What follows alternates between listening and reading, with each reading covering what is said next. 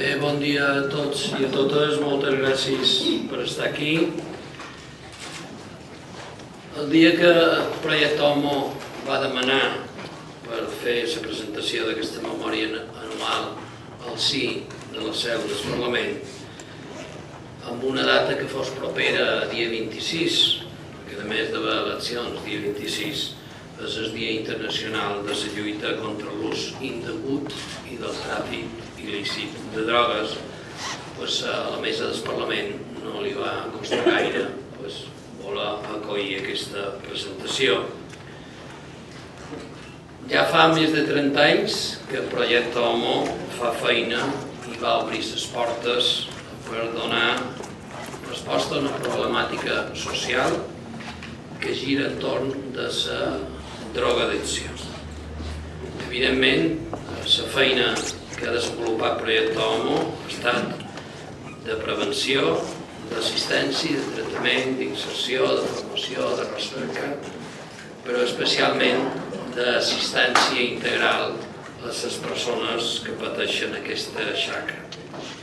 I jo vull destacar que en aquests 30 anys una de les que jo crec personalment que de les millors coses que ha fet Projecte Homo ha estat la seva capacitat d'adaptació al que ha passat aquests 30 anys, perquè no és el mateix l'epidèmia d'heroïna expedient-dolorosa de l'any 80, com la cocaïna de l'any 2000, com la marihuana, les drogues de síntesi o les noves edicions que hi ha avui en dia, especialment en els joves. Evidentment, l'abordatge de la problemàtica, em torno a dir, no té res a veure en anys 80, 90, etc. Jo crec que això ha estat una de les grans, aquesta gran capacitat d'adaptació del Projecte Homo, és una senya d'identitat.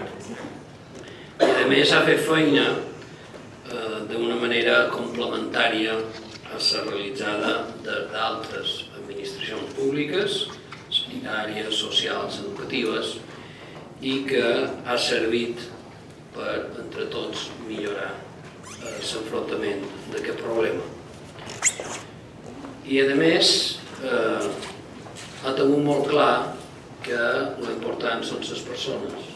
És veritat que hi ha una addicció a una substància, però que darrere d'aquest problema sempre hi ha una persona i que aquest consum ha minvat les seves capacitats, la seva capacitat laboral, de socialització, la seva salut, la seva esperança de vida, especialment fa uns anys, i, en definitiva, relacions laborals, personals, familiars. I, al final, desgraciadament, en molts casos ha destruït la seva vida personal i qualque vegada fins i tot ha produït la seva mort, però que sempre, a més d'aquest problema de la persona, sempre ha tingut molt present que hi havia una família i que hi havia un entorn d'amics, de coneguts, i que sense el recolzament i el suport d'aquesta família i aquests amics era més difícil donar solució al problema. Per tant, si són importants les raons personals que han portat a cada una d'aquestes persones a la situació, també han de trobar solucions adaptades, no estrictament a cada persona, però sí tenint en compte que cada persona és diferent i la seva relació amb la drogadicció també. Tots sabem que ha estat un dels principals problemes de salut pública del nostre país els darrers 30 anys. I, per tant, tots coneixem un familiar, un conegut, el fill d'un amic, algú que feia feina en el mateix lloc que nosaltres, que ha tingut problemes d'una manera genèrica amb els temes de la drogadicció. I sempre hem trobat que darrere aquests problemes ha hagut històries d'arrelament, de patiment, de sofriment, d'esperances absolutament trencades i moltes vegades associades amb salut. I m'he de dir que jo personalment, per la meva formació professional com a metge de família, diguéssim, sé perfectament de què parlar d'aquell jove en sobredosis que arribava a urgències dels hospitals als anys 80, que un dia canvien les coses i comença la cocaïna, que comencen a arribar en drogues de síntesis, etc. I els darrers anys, en noves addiccions que no tenen res a veure amb substàncies, però que també són addiccions. Jo el que vull també és destacar una altra característica del projecte Homo, i és que no amaga el problema. Una de les seves característiques, i avui ho tornarem a veure, és que fa visible que darrere la delegació hi ha problemes de persones i que dona visibilitat a els addictes i per tant posa cara i ulls en el problema. I això també és un valor afegit perquè té molt en compte que el recurs de la solució de sortir de la persona l'ha d'ajudar, però que si no surt de dins, difícil ho tenim. I per tant, dins aquest tractament sempre hi ha sentiments, hi ha opinions, hi ha molta vida humana. I per tant, indirectament hi ha un missatge cap a la societat. No és un problema d'aquesta persona, d'aquest grup de persones, d'aquesta entitat que ho aborda, sinó que és un problema de tot. I res més, jo només vull agrair, primer, que vengueu a presentar aquí avui la memòria del projecte Homo, però també vull agrair a totes les persones que fan un esforç per enfrontar aquesta drogadicció. A les persones que la pateixen en primera persona, en els tècnics, el personal que fa feina al projecte Homo, però també, molt especialment, a les persones que sempre han donat suport a la persona home o dona que té el problema de la drogadicció, que són famílies, amics, l'estructura de suport, perquè jo crec que és una de les bases de l'èxit del projecte Homo. Per tant, aquesta capacitat de generositat immensa que tenen famílies i persones de suport, perquè no tot va llis, sinó que ara va bé, després caus i recaus, etc. I tenir sempre engallat el suport de l'estat és molt important. I avui jo crec que el que hem de tenir molt present és que quan ens xerrin ara de xifres, perquè suposo que xerreu de xifres també, és que darrere les xifres hi ha persones, hi ha patiments, hi ha problemes. Moltes gràcies i endavant també. Bona Vicent. Segons la pitja. Aquí. Vale, gràcies. Vicent, moltíssimes gràcies a tu com a vicepresident primer. Fa per d'haver 7-8 mesos la presidenta, quan la vàrem anar a veure i visitar, ens va oferir aquesta possibilitat. I vàrem pensar, seria guapo, per exemple, que en revoltant el Dia Mundial contra la Droga proposat per l'ONU poguéssim presentar la memòria. Nosaltres, des del principi, des del 87, hem presentat cada any la memòria. En el que deien Vicenç, en números, sabent que darrere els números hi ha el que ell té. És claríssim. Tots sabem que darrere un número hi ha quantitat de sofriment, de lluita, d'esforç, d'alegria, d'esperança, de molta gent. Però cada any que l'hem fet. Però la forma com ho fem era distinta enguany. Enguany, aprofitant l'ocasió i l'oportunitat que el Parlament ens donava, doncs vam dir per què no feim la presentació de la memòria aquí. I per tant, així com normalment la memòria només hi tenien periodistes, enguany hi ha, a més de representants del Parlament, de tots els partits, hi ha qualcú que és molt ben important, que vosaltres i que nosaltres, que són representants dels usuaris, representants de les altres terapèutiques des de fa molt de temps i des de fa poc temps, representant de famílies actuals que fan seguiment, com tu deies, però també de famílies històriques. Jo veig aquí qualcú que deu fer més de... Maria, quin temps fa? Has perdut escolta, més de 25 anys. Més de 25 anys.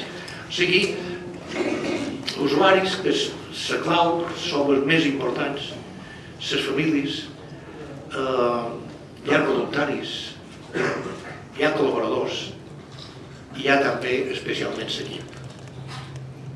L'equip, que la gran sort que tenim en el projecte és que vos anem refent cada dia, perquè és un repte que tenim per transmetre vida, no només hem de saber com ni què, sinó especialment hem de viure. Jesús, tens la paraula. Hombre, molt bon dia a tots.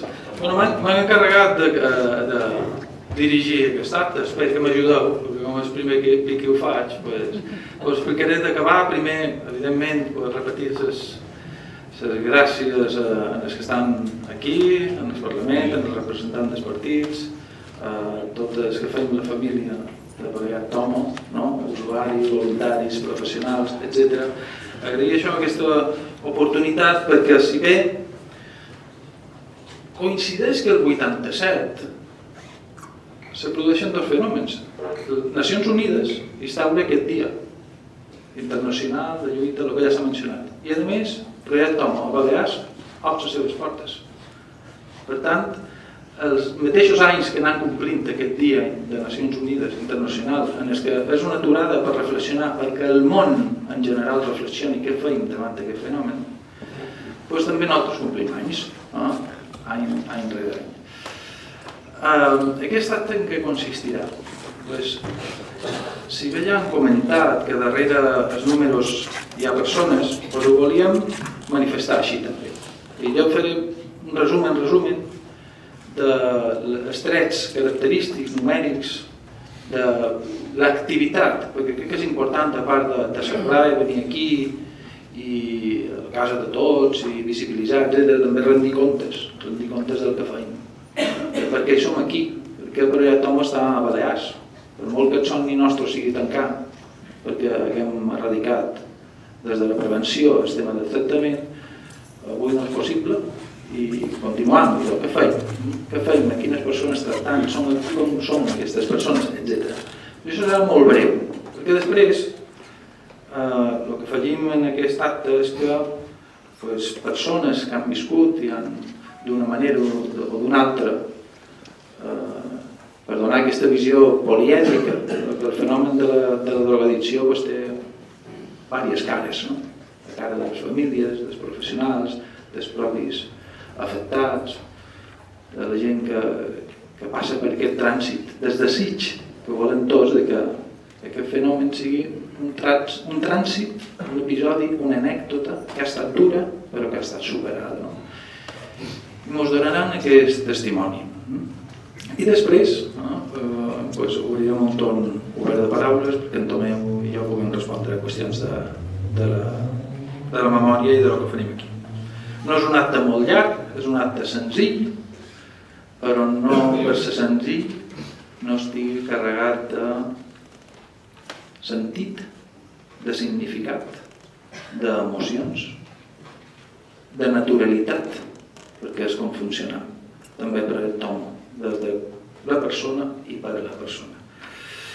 Jo vos recomano realment, ara faré com quan se venen els llibres, no? El que passa que aquests són gratis, no, ja estan pagats, que llegigueu la memòria en si, no tan sols els números són interessants perquè sí que ens donen un paròmetre de com està funcionant aquesta història, però sí llegir la memòria de Projecte Tomo, sobretot perquè destacam una sèrie de trets tipus que continuem durant aquest 2015 millorant els cursos de formació professional bàsica i de formació ocupacional des d'un ple convenciment de que el tema de la inserció laboral és fonamental per una inserció plena a persones que han tingut aquesta treballada de la drogadicció. També hi ha un apartat per descriure una experiència de fa un parell d'anys que és el restaurant OM. Han muntat un restaurant per donar oportunitat de pràctiques laborals com a empresa pont a persones que tenen més difícil la inserció si han estat anys sense fer feina, i a més per fer un pot de publicitat perquè van a dinar, etc. Està al Polígon Son Castelló i després estarà a la Nova Seu, ja vendo el libro i vendo el restaurant. Després, connectat amb el restaurant, a les Sitjoles, que és on està la nostra comunitat terapèutica, una d'elles, la Campos, tenim un hort de, no ho vull dir malament, d'agricultura integrada, que és l'espai anterior a l'agricultura ecològica. El que produïm allà, a part de ser per menjar als diferents centres, també va directe al restaurant Tom i teniu coses de primera qualitat. Després, el dossier cada any, a la memòria, tocam i profundissam en un tema.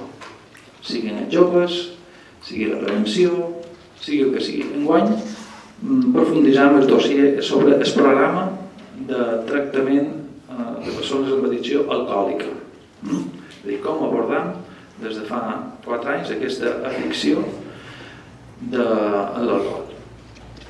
I ja passaré breument a dir 4 flaixos sobre l'activitat nostra, que després tant les persones de mitjans de comunicació, els quals torno a agrair que sigueu fidels, vingueu en aquest estat de cada any, tenim un resumen i a més la memòria també està extractada.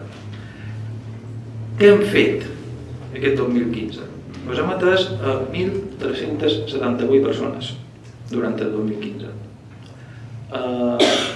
Aquest 1.378 corresponen 904 són persones que ingressen el 2015 i 400 les restants ja provenien de l'any anterior. D'on? A qualsevol dels 22 dispositius diferents que té el projecte TOMO de cobertura geogràfica, les 3 illes, Mallorca, Menorca i Eivissa. Destacar que 1 de cada 5 són dones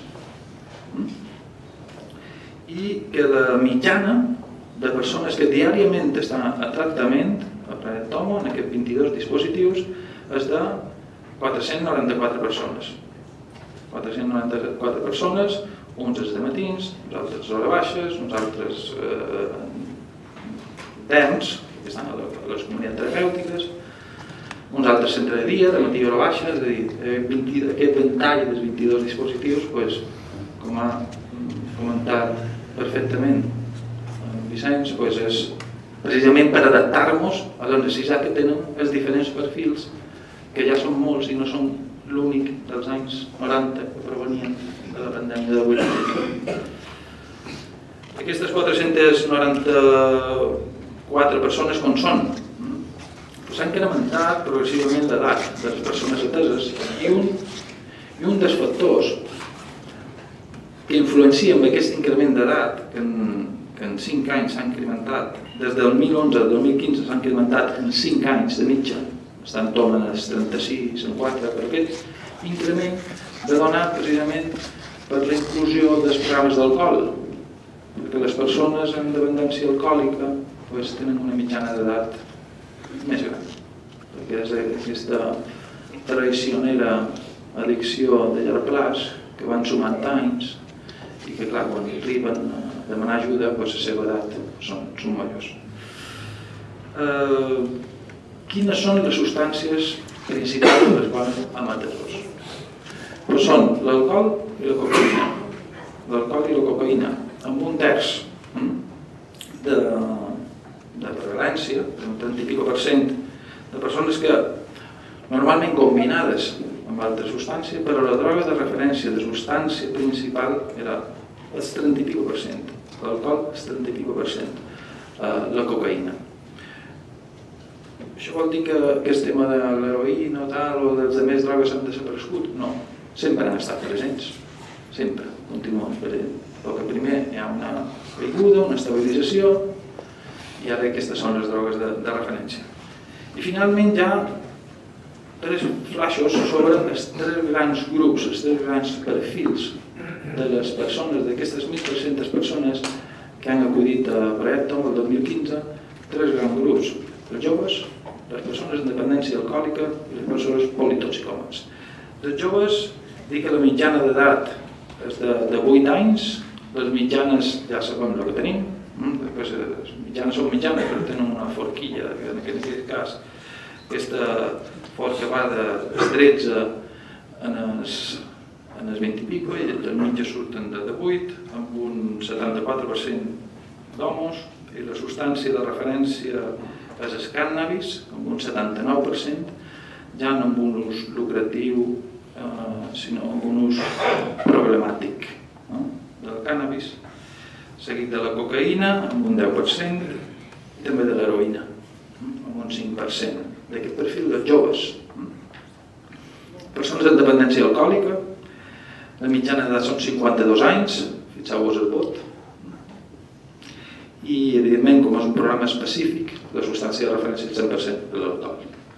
I després el tercer perfil és el gran grup de politoxicòmans que amplien la seva addicció més d'una droga. Aquests, la mitjana està al torn als 37 anys, amb un ús de substància principal, el 40% de cocaïna, el 20% d'heroïna, el 10% de cànnabis, el 28% d'alcohol, etc. Sent fidel a el que he dit, ja no vos mereix més de números, i el que sí passam és a donar les cares d'un poliedre també són cares de persones, ulls, i ara convid a pujar al faristol les persones que d'entrada vull agrair la seva valentia, de dir, som aquí, he fet el que he fet, però l'important és aquí i ara. I dono la cara per dir, això és la meva visió, aquest és el meu testimoni. I per començar, vull convidar en Julio, que és el pare d'una alta terapèutica, perquè ens doni aquesta visió des de la vivència des del familiar. Julio, tot tuyo.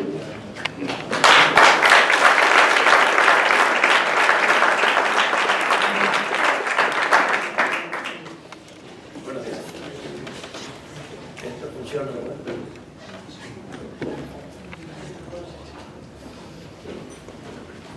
¿Funciona?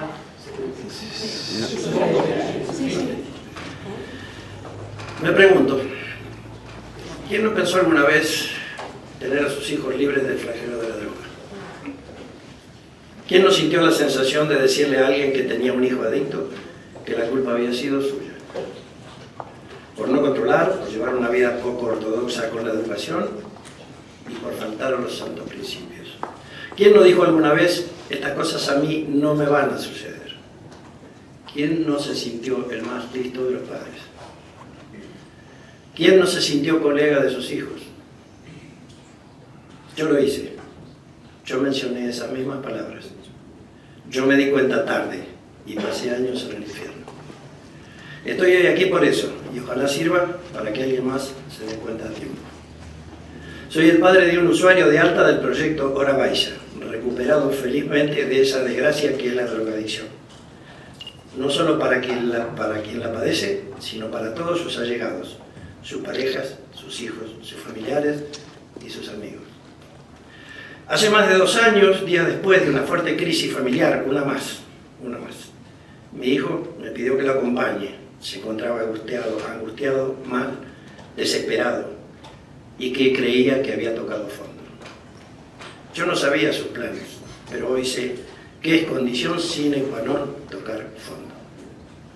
Confieso que creí poco lo que me decía, ya cansado de situaciones pasadas bastante parecidas, porque me dijo que quería entrar en el proyecto Hombre, y le dije, dudando, claro, que me parecía bien, y por supuesto decidí, un poco desesperanzado, ayudarle una vez más.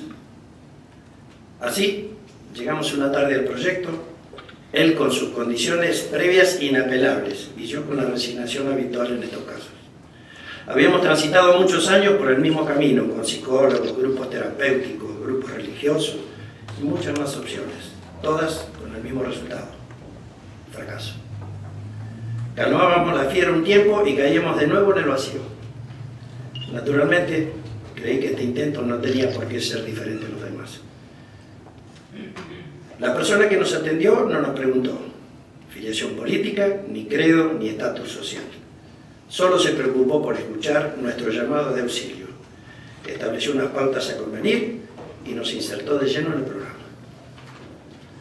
Así empezamos. Digo empezamos porque empezamos los dos, él y nosotros, su familia. Comenzamos un camino de aprendizaje, de conocimiento, de ver con claridad lo que por acción o omisión nos había sucedido a todos. Empezamos a comprender el porqué de ciertas conductas, gestos, peleas y tantas otras cosas que nos habían estado amargando la vida literalmente. La familia estaba rota. Yo temía y me lamentaba que algún día dejaría este mundo, y lo digo de verdad. Y mi hijo iba a acabar durmiendo por las noches en el cajero automático de algún banco. Lo daba por hecho. Como dije, empezamos a transitar un camino difícil para todos en lo personal, pero fuimos ilusionándonos cada día con más ganas de seguir al ver que las cosas por fin empezaban a cambiar. Gestos y actitudes olvidados empezaban a renacer. Volvíamos a la vida. Tuve hasta miedo que esto no fuese cierto, que una vez más fuese un espejismo. Solo el tiempo y la actitud de esta maravillosa gente me fue despertando, me fue dando esperanza, me devolvió la fe. No sé qué hacer para agradecerles. Cuando quiero hablar de cada uno de ellos, se me hace un nudo en el alma y me lo impide, me emociona, me recuerda y me hace comprender que existe gente capaz, muy, muy capaz y sobre todo desinteresada, que mueve los hilos para que muchos como yo y especialmente mi hijo podamos volver a sonreírle otra vez a la vida. No tengo más que palabras para agradecer lo que hacen. Quisiera nombrarlos a todos, uno por uno, uno por uno. Nosotros sabemos muy bien quiénes son, vosotros no. Por favor, no dejéis de conocerlos, valen mucho la pena. Ya lo he dicho alguna vez, yo les llevé un juguete roto y me devolvieron un hijo. Muchas gracias y buen día a todos.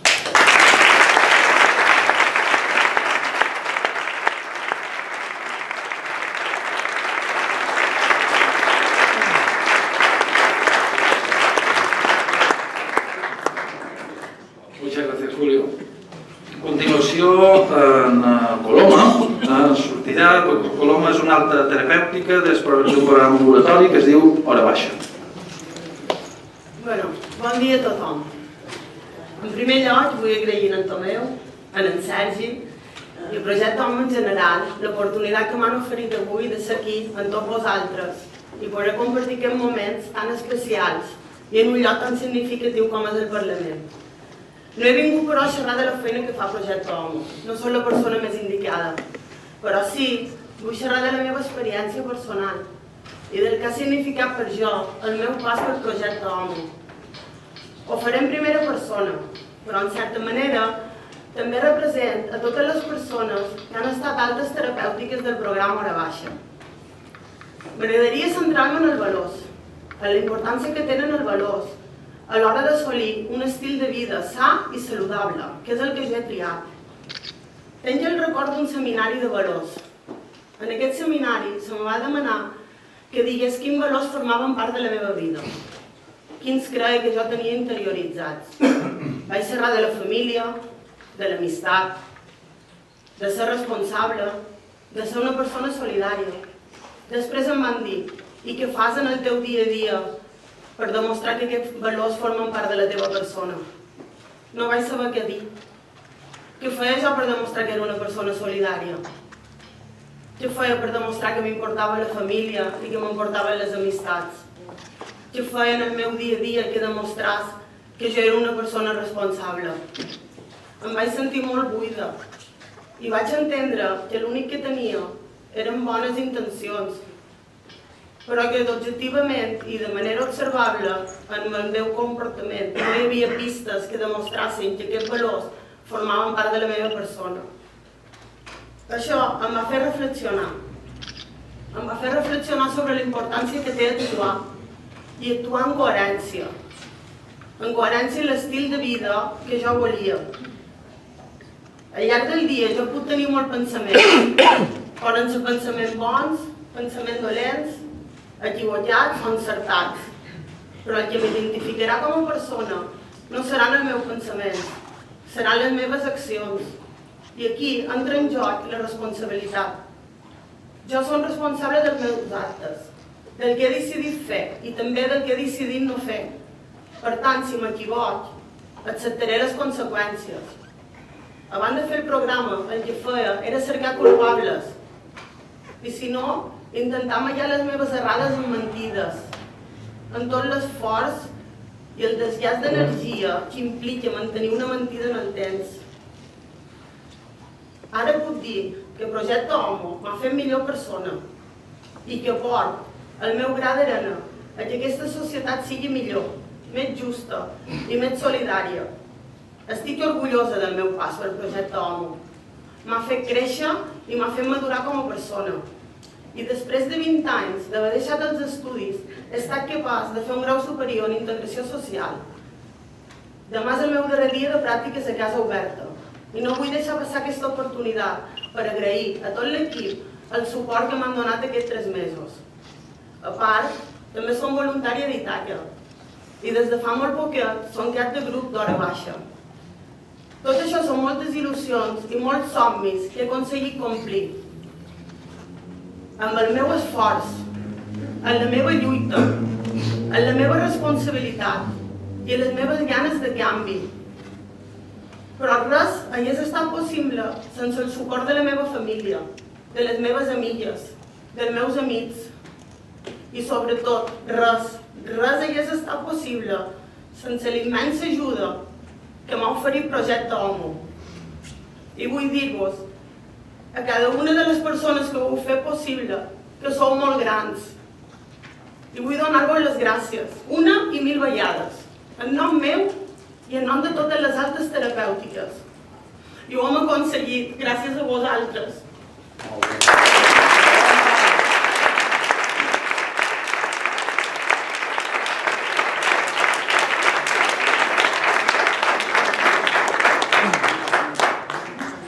Gràcies, Coloma. Ara pujaran Agustín i en Toni, que són alta del programa base. El programa base. Bueno, bon dia a tothom. Toni és dels meus i serà el nom de tots dos.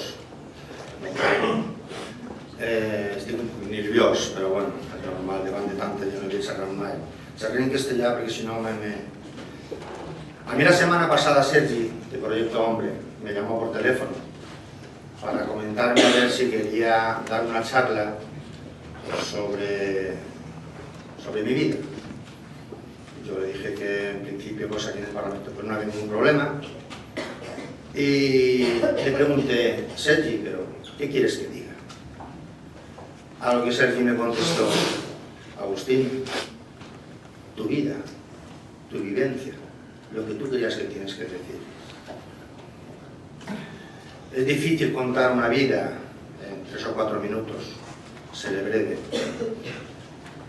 Pero, bueno, me gustaría compartir con vosotros lo que ha significado para mí todo el trayecto, toda mi vida y hasta donde estoy hoy día.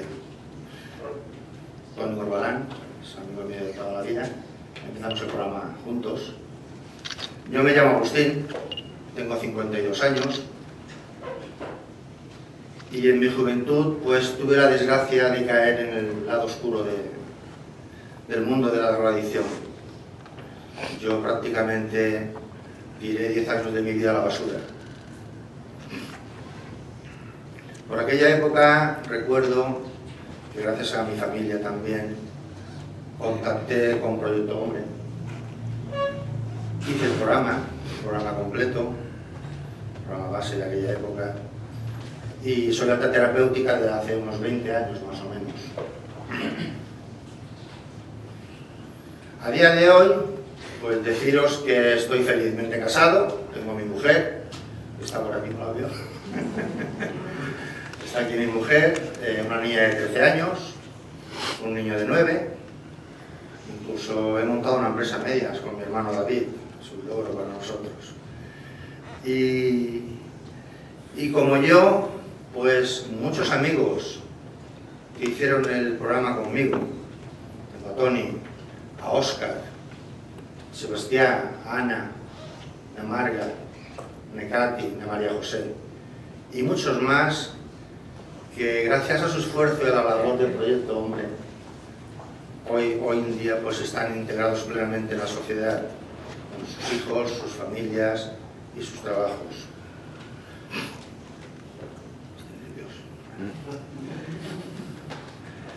Yo el mensaje que me gustaría transmitir,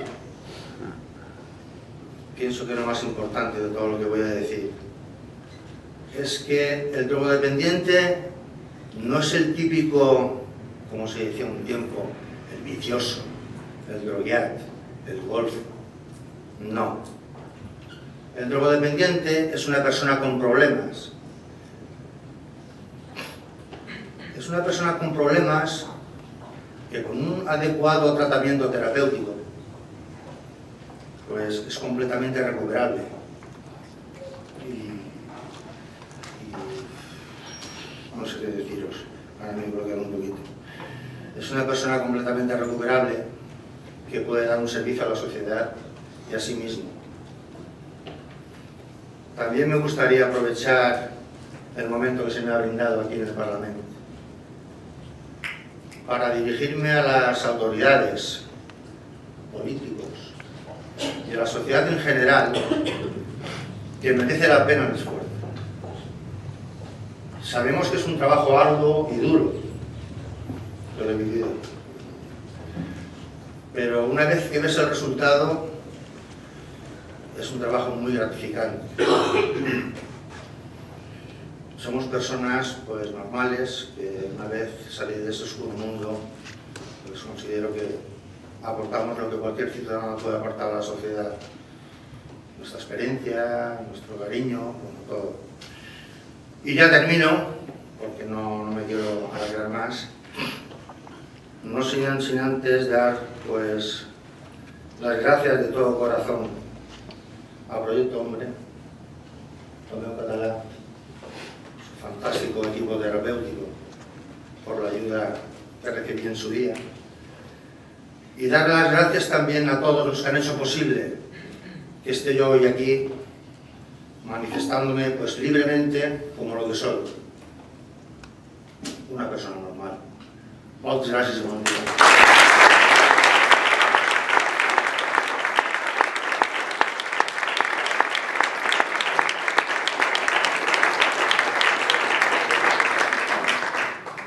Gràcies, Agustín Toni.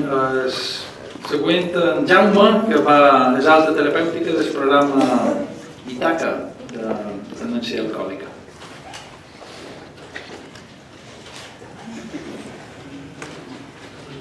Bon dia a tots.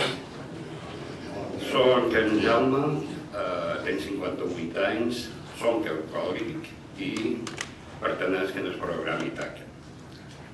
Bé, jo vaig entrar, ho faré en castellà yo també. Entré en Proyecto Hombre después de un intento de suicidio, con una adicción al alcohol y una fuerte depresión. Después de 7 meses en comunidad, empecé mi reinserción en la sociedad. Salí convencido de no volver a beber, pero poco a poco me fui dando cuenta que me habían enseñado algo mucho mejor. Aprendí a vivir sin el alcohol. Aprendí a gestionar mis pensamientos, a decir no, a controlar los sentimientos.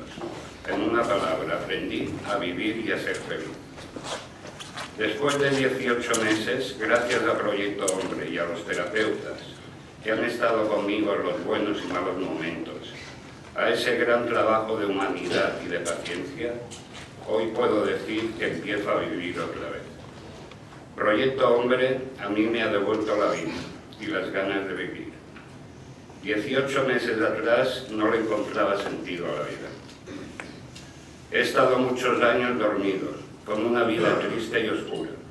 Ahora, desde que me levanto, no paro de hacer cosas. Trabajo, estudio, paso tiempo con mi familia, etc. Y como todo el mundo, tengo mis problemas. Problemas que aprendo a afrontarlos. No sé lo que me prepara la vida, pero sí sé cómo quiero vivirla. Gracias.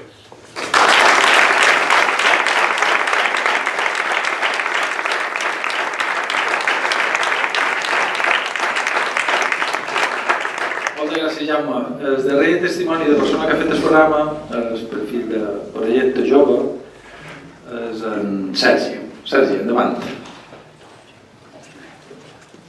Buenos días a todos. Primero, perdón por la vestimenta, el tiempo se me da de las manos. Y... bueno, pues todo empezó porque fui usuario del programa Hub de Just a Temps. Por las tardes venía y fui usuario durante 9 meses. Cada nivel me duró 3 meses, cada nivel 1, nivel 2 y nivel 3. Y bueno, empezó porque ingresé en un internado un verano en la Almudaina y allí experimenté lo que es el consumo del cannabis y empecé así, y así durante 2 años, y hasta que llega un punto que el abuso pues era un abuso, y decidí en mi familia contarlo en mi casa, me ayudaron mucho y les propuse Proyecto Hombre y me dijeron que adelante. Y me acuerdo de la primera visita que entré en Proyecto Hombre con el gran Marcos, allá al fondo, y estuve viniendo durante 3 días a entrevistas individuales con Marcos, y a la 4ª entrevista ya fue en un grupo por la tarde con Pepa. Con Pepa nos lo pasamos muy bien, pero también allí aprendes a expresarte, y cuando no sabes expresarte,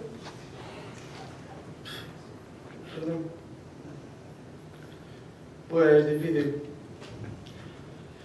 Así que muchas gracias, Pepa, y muchas gracias a todos. Luego vino segundo nivel, donde pasé por varias manos, que pasé con Juan Amari, Tomás, Rafael de la Soya, y ahí aprendí a gestionarme, aprendí la empatía, aprendí a diferenciar las sensaciones y los sentimientos.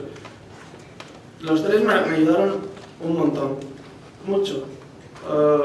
En ese nivel coincidí con Víctor Dengra, de Administración, que fue el que me involucró en el mundo del rugby, y conocí un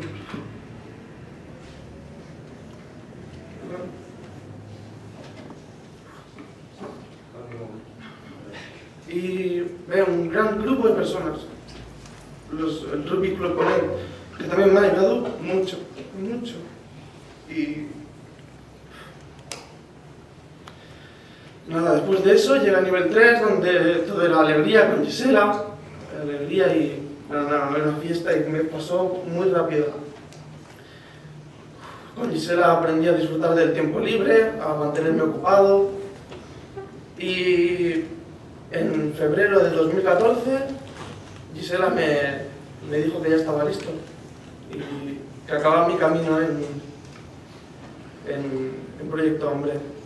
Y allí pues vino el histórico, con Tomeu Català, con todos, la verdad, con todos mis seres queridos y los terapeutas. Y bueno, eso fue la experiencia en Proyecto Hombre. Después vino esto hace 2 años y he seguido involucrado, ya que ellos me han ayudado mucho en el continuar con mis estudios, mi insertarme laboralmente, ya que mi primer trabajo fue gracias a JP, que me dio una oportunidad, Juan Pablo, perdón, una oportunidad en el restaurante OM, participando en caterings y como camarero extra, y Olga, que no falte Olga también.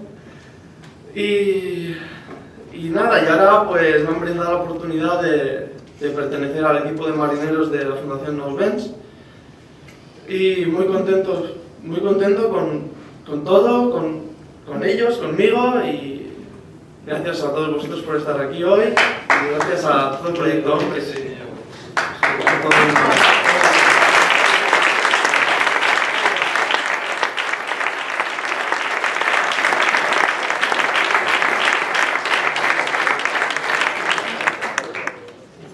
Molt bé, i finalment el testimoni l'altre de cara, que és la perspectiva dels professionals, l'Úrsula, per favor, puja. Bueno, crec que ens parlaràs d'això de la professionalitat vista des de Plena. Sí. Molt bé, endavant. Bon dia, amics, amigues, meus companys de feina, que representau les famílies i aquells que avui estàu en nom i donau veu a totes les persones que al llarg d'aquests 30 anys han estat i estan avui en tractament per la seva drogodependència en algun dels nostres centres educatius terapèutics de les Illes. El meu nom és Úrsula i qui parla ho fa en representació del conjunt de persones que treballem al projecte Homo Balears. Des del president Tomeu Català, membres de la direcció, personal terapèutic, administratiu, professors, monitors, de les diferents àrees i departaments, des del company més veterà, el darrer que s'ha incorporat a l'organització. Fa més de 15 anys que la vida me va fer un regal, avui molt valorat per mi, que va ser l'oportunitat de formar part com a treballadora d'aquesta ONG. Al llarg d'aquests anys he tingut la possibilitat de fer feina amb diferents perfils de consumidors, de diferents centres, amb diferents equips, i avui dia tinc la gran sort que la meva feina majoritàriament es desenvolupa a la comunitat terapèutica de les Sitjoles. Quan vaig començar eren altres temps. Era temps on es considerava imprescindible la pròpia formació vivencial per entendre i acompanyar millor a les persones en el seu procés de coneixement i creixement personal i fer front d'una manera adequada la seva dependència a les drogues. Em vaig integrar a un equip amb molta experiència, on recordo de manera molt especial les paraules que em va dir un dels meus veterans companys els primers dies. Jo tenia prop de 22 anys i aquelles paraules segueixen formant part del meu diàleg intern quan cada dia tenim el repte d'oferir a les persones usuàries i les seves famílies recuperar o crear un estil de vida allunyat de les drogues i les seves conseqüències. El meu company m'ho va dir: Úrsula, fes-ho quan vulguis, però has d'aconseguir que passi el que passi avui, demà torni. I això suposa posar al seu servei la teva formació, la teva experiència professional, a vegades la teva experiència personal i tot un seguit de valors i actituds que segur ja tens. Te trobaràs en les teves pròpies dificultats, les hauràs de treballar. Recolza't en l'equip. Has d'aconseguir que ells i elles, quan considerin, tinguin la certesa i la tranquil·litat que poden deixar les seves vides en les teves mans, a les nostres mans. Som professionals de diferents àmbits, amb diferent formació i experiència. Ens avalen 30 anys de trajectòria professional. Som professionals i això suposa no només estar vinculat a coneixements teòrics, sinó que també fa referència al compromís, a l'ètica i excel·lència en el desenvolupament de la nostra feina. Per ells i elles, tots som referents. Sabem que donar exemple és el millor model educatiu. Som professionals i som persones exigents. Estem convençuts que la capacitat d'esforç i sacrifici és el vehicle per fer front a qualsevol adversitat. Sabeu que la mentida, la irresponsabilitat, la deixadesa, l'engany són trets característics de les persones que consumeixen drogues i els empeny a l'aïllament personal. Entenem que el valor de l'honestedat i la coherència com a fonaments per aconseguir la vertadera autonomia personal. Som professionals i no jutgem a ningú, però no sobreprotegim, no els justificam. És des de l'assumpció de la pròpia responsabilitat on procuram que tornin a ser ciutadans exemplars.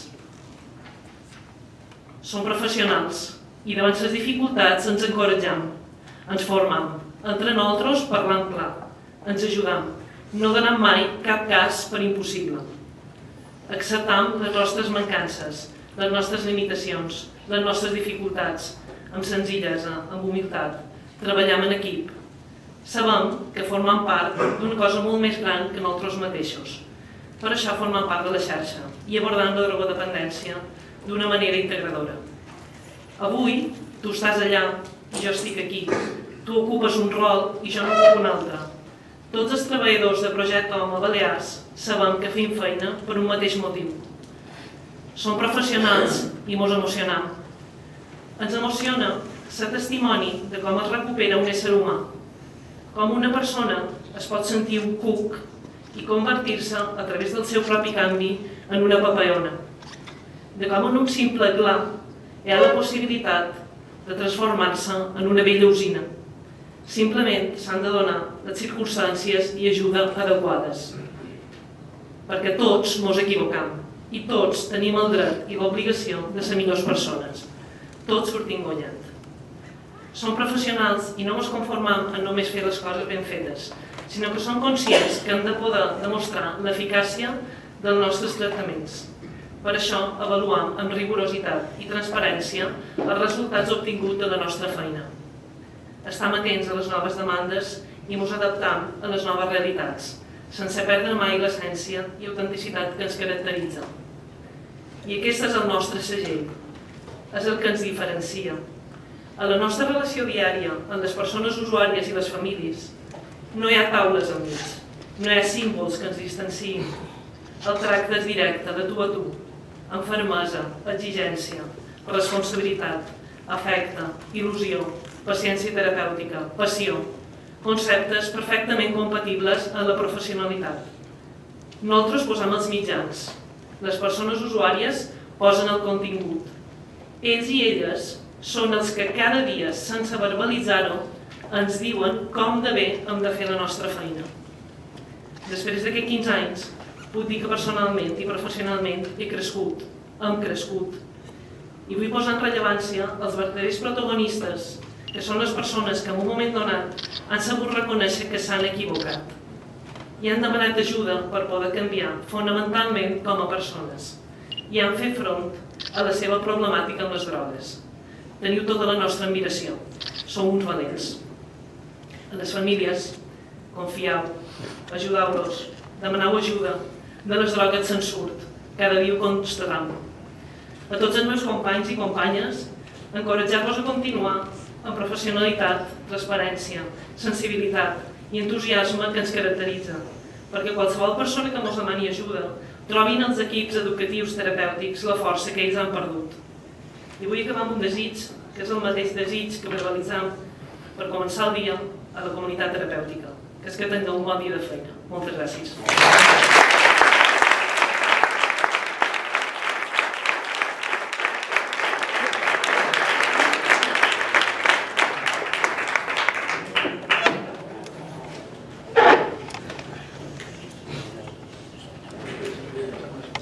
Molt bé, gràcies a tots, de veres.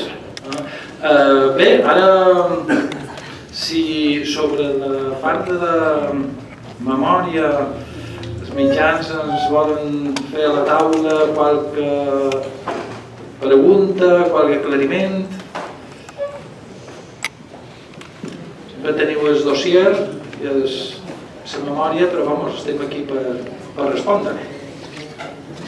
I si no, donaríem per tancar l'acte.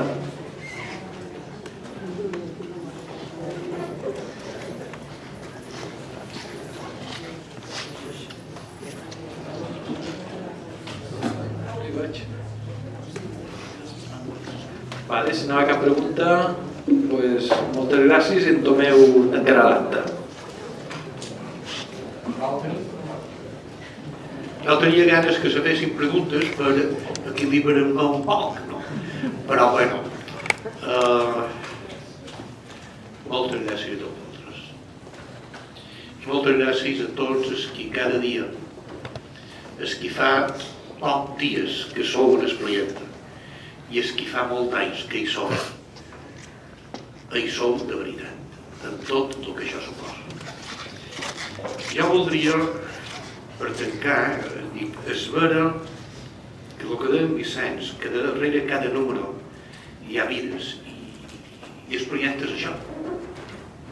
La realitat del projecte és veure que hem de fer estudis i les feim. És veure que hem d'avaluar i avaluar. És veure que intentant crear de ben nou un programa i un altre i un altre. Però més enllà d'això és que som persones tots els que hi som. I anem descobrint aquesta realitat, aquesta possibilitat. Hi ha una paraula que sempre dic, però que és un repte que tenim, que el protagonista és cadascú de nosaltres. No és institució, no és no sé qui o no sé qui, és cadascú de nosaltres. Tinguem el càrrec que tinguem. Estiguem en el procés que estiguem. Haguem fet el que haguem fet. Sigui la nostra història la que sigui, nosaltres avui, cada dia, podem ser protagonista de qualque cosa. I és de viure, de donar sentit a la vida, de descobrir això. Ja voldria dir, a més d'això, voldria dir, ahir vespre apuntava qualque cosa, vaig apuntar, jo també, però veig que això, el que he apuntat, té poca importància, però sí que diré una cosa. Hem vist, per la memòria, que els darrers anys, cada any, augmenta el número de persones que venen en el projecte. Això és un fet. I al mateix temps que hi ha aquest fet, hi ha un altre fet, i és que si mirem, per exemple, les enquestes d'estirs, així com fa 30 anys, el problema de la drogadicció era un problema que estava primer, segon, tercer grau. Ara no està, 10, 15, els que sigui. Clar, i davant d'això, jo m'he demanat, i m'ho he demanat moltes vegades, què passa? Clar, fa 30 anys, quan des del govern i el bisbat ens van demanar que fessin qualque cosa, i llavors ens van descobrir que valia la pena fer el projecte, i que a pesar que els promotors en principi eren el govern i el bisbat, havia de ser apartidista i havia de ser aconfessional, varen tenir molt clar per què se mos demanava. I era perquè la societat com a tal demanava, exigia que se donés una resposta. Hi havia quantitat de morts de sobredosis. Si un bar d'un cafè, si no sé on, si no sé... I els diaris repetien un dia i un altre mort, i una altra sobredosis. I hi havia l'assumpte de sida. I llavors, a poc uns i els altres, vàrem anar prenent consciència que havien d'intentar respondre a aquesta realitat. Això fa 30 anys. Ara, avui dia, hi ha molt més persones que tenen necessitat d'ajuda. I quan se vos demana quin és el problema més important, se diran el que sigui, però la drogodependència va a un racó. Claro, i com pot ser això? Com pot ser si hi ha molta gent que demana ajuda? Com pot ser si de fet és un problema social i de la societat sèria? Perquè aquest problema ja no és només públic, sinó que s'ha fet privat i s'ha privatitzat. I és vera que moltes persones, moltes famílies, i en revoltant de la família, sofreixen aquest problema, però en privat. Hi ha quantitat de sofriment, tots ho sabem, però sigui callat.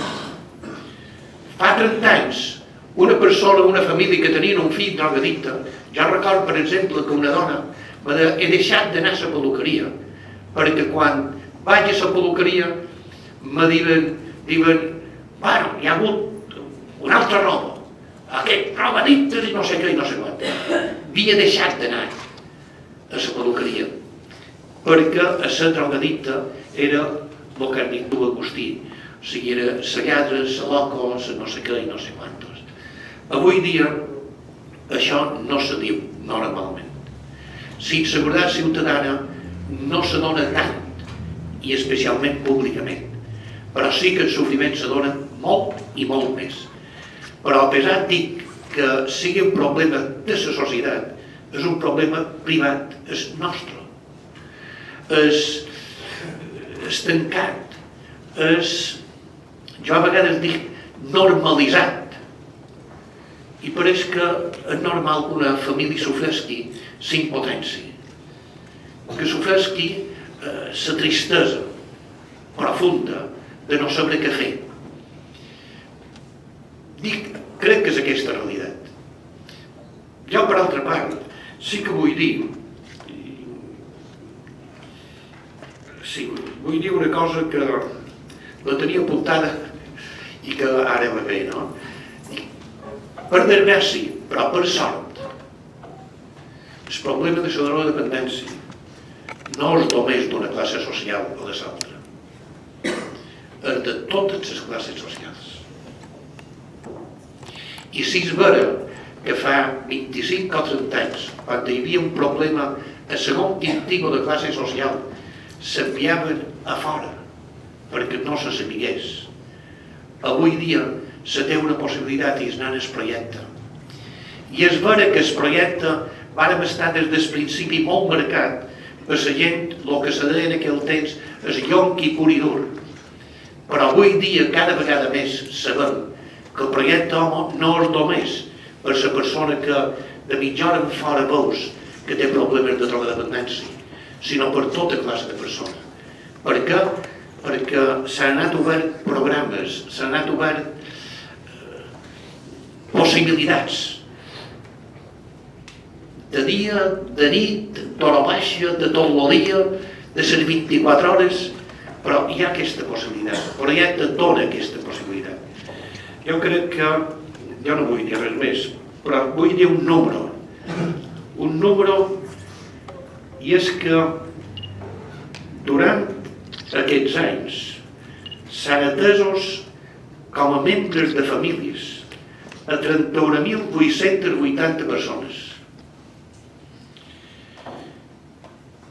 I el cercle relacional, amics, assessorament, etc., a 52.766. És vera que són 1.000 i pico cada any, però això va d'una cova darrere. I la realitat del projecte que heu dit vosaltres no només es realitzarà per una persona que fa el projecte, sinó per tot el grup que creixem. Moltes gràcies, Vicenç, moltes gràcies d'haver donat aquesta oportunitat, moltes gràcies a tots vosaltres.